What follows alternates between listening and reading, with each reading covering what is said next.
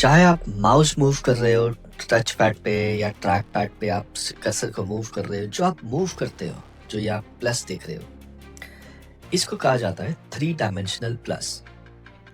अब अलग अलग समय में ये पॉइंटर जो है, ये 3 डायमेंशनल प्लस जो है, ये चेंज होता रहता है। अगर मैं थोड़ा जूम इन कर लेता हूँ शीट को, और ये मैंने थोड़ा जूम इन कर लिया है, इतना बहुत है। और मैं यहाँ पर आ जाता हूँ।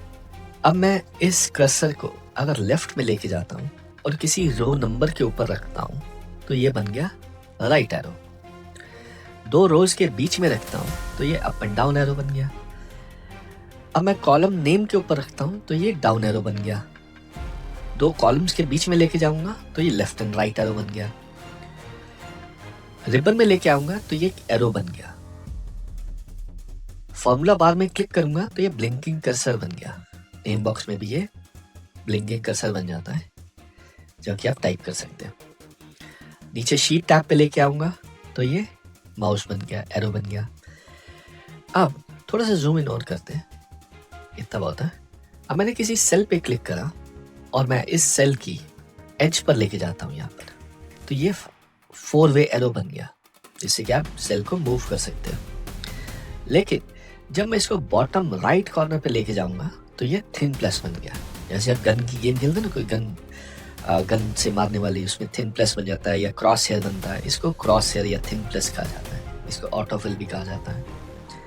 तो लेसन ये है यहाँ पर कि ये जो माउस कर्सर है, ये अलग अलग टाइम पर, अलग अलग जगह पर ये पॉइंटर जो है ये चेंज हो जाता है, अपनी अपीयरेंस चेंज करता है, या फिर जिस तरीके से दिखता है वो सब चेंज हो जाता है।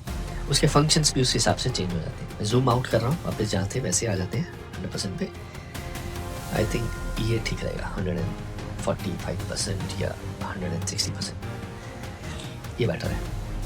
सो और ये बहुत कॉमन बात है एक्सेल में कि आपके पास एक वर्कशीट से ज़्यादा वर्कशीट हो। अगर आपको एक्सेल में कुछ भी चलाना नहीं आना तो आप माउस लेके आप कोई भी शीट पे टैप कर सकते हो, किसी भी शीट पे जा सकते हो, या पेज अप पेज डाउन कर सकते हो शीट पे आगे पीछे आने के लिए। लेफ्ट में जाना है तो आप पेज अप कर सकते हो, कंट्रोल पेज अप या कंट्रोल पेज डाउन। और ऐसी बहुत सी कॉमन चीज़ है कि आपके पास एक टाइम पे बहुत सारी शीटें खुली हो, एक से ज़्यादा शीट खुली हो। अगर आपको उन शीट में जाना है, देखना है कौन सी शीट है, तो व्यू टैब में आपको स्विच विंडो मिलेगा। यहाँ पर आपको जितनी शीट्स हैं वो सब देखने को मिलेंगी। और याद रखना, सारे बटन आपके रिबन में ये एलिजिबल कैंडिडेट है क्विक एक्सेस टूल बार के।